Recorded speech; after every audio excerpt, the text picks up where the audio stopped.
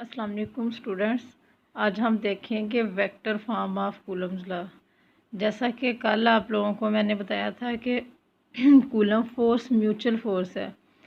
Mutual force का क्या मतलब कि अगर Q1 चार्ज पार्टिकल Q2 पे फोर्स एग्जर्ट करेगा तो उसके रिज़ल्ट में Q2 भी Q1 पे उतनी ही फोर्स एग्जर्ट करेगा, लेकिन उसकी डायरेक्शन क्या होगी, अपोजिट होगी।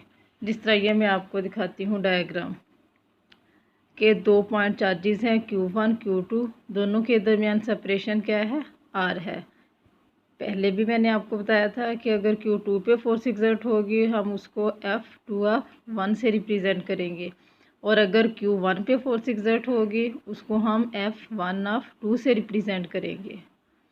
इसी तरह इसकी वेक्टर फॉर्म देखने के लिए हमने इनके यूनिट वेक्टर भी इंट्रोड्यूस करवाने हैं। अगर हमारे पास फोर्स F21 होगी उसका यूनिट वेक्टर भी R21 हैट होगा, और अगर फोर्स F12 होगी उसका यूनिट वेक्टर भी R12 हैट होगा। अब हम देखते हैं इसकी वेक्टर फॉर्म। वेक्टर फॉर्म में हम लिखेंगे कि दोनों फोर्सेस F12 और F21 इक्वल भी हैं और अपोजिट भी हैं।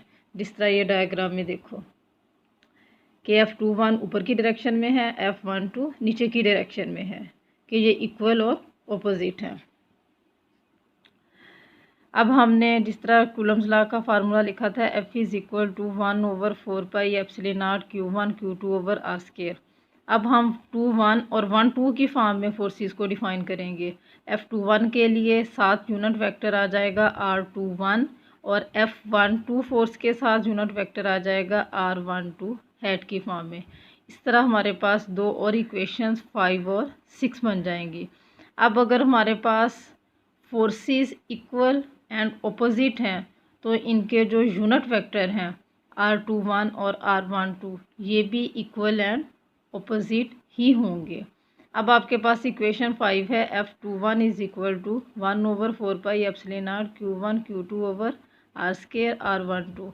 अब आपने वैल्यू सब्स्टिट्यूट कर देनी है R21 की जगह minus R12 unit vector substitute कर देना है। तो इक्वेशन 5 आपकी क्या बन जाएगी, 1/4 pi epsilon naught Q1 Q2 over R square into minus R12 unit vector. अब माइनस को बाहर निकाल लो तो बाकी आपके पास वही फॉर्म बन जाएगी जो इक्वेशन 6 आपको नज़र आ रही है, 1/4 pi epsilon naught Q1 Q2 over R square R12 unit vector.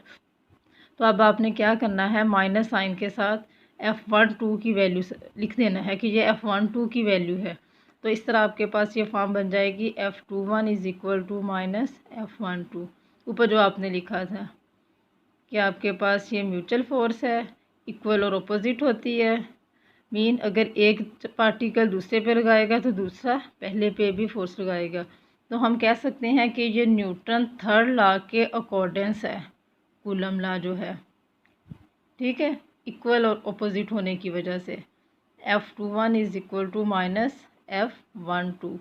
Newton third law यही है कि फोर्सेस इक्वल और अपोजिट होती हैं, कि एक्शन और रिएक्शन इक्वल होते हैं लेकिन डायरेक्शन क्या होती है, अपोजिट होती है। अब हमारे पास है कि मीडियम का क्या इफ़ेक्ट होगा, ये तो हम फ्री स्पेस की बात कर रहे थे। अब अगर Q1 और Q2 के दरमियान कोई मीडियम रख दें तो फोर्स की वैल्यू रिड्यूस हो जाती है और हमारे पास एक फैक्टर एप्सिलॉन R आ जाता है जिसको हम रिलेटिव परमिटिविटी का नेम देते हैं। तो आपके पास क्या फॉर्म बन जाएगी, ऊपर तो सारा कुछ एयर के लिए पढ़ते आ रहे थे, अब फॉर्म बन जाएगी F medium is equal to 1/4 pi epsilon naught, epsilon R भी डिवाइड हो जाएगा Q1 Q2 over R square. अब आपने 1/एप्सिलॉन R को कॉमन ले लेना है, बाकी क्या बचेगा, 1/4 pi epsilon naught Q1 Q2 over R square. ये कूलम्स लॉ की बेसिक फॉर्म है। इसको आप कह सकते हो कि जो फोर्स एयर के अंदर है, वैक्यूम में है, तो आपके पास इक्वेशन बन जाएगी F medium is equal to F air over epsilon R।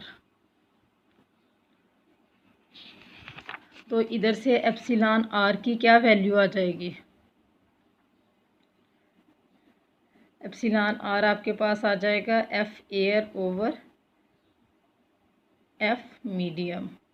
अब आपके पास एप्सिलॉन R जो रिलेटिव परमिटिविटी है, ये आपके पास क्या है, रेशो है रिलेटिव परमिटिविटी और इसको आप या फिर इसको आप डाई इलेक्ट्रिक कांस्टेंट भी कहते हो। इसको आप डिफाइन करते हो कि ये इलेक्ट्रोस्टैटिक फोर्स है दो चार्जेस के दरमियान, जब वो चार्जेस वैक्यूम में होंगे, टू डैट इलेक्ट्रोस्टैटिक फोर्स जब वो किसी भी मीडियम के अंदर होंगे। एयर के केस में एप्सिलॉन आर की वैल्यू 1.0006 होती है, जो अप्रोक्सीमेटली 1 के इक्वल है।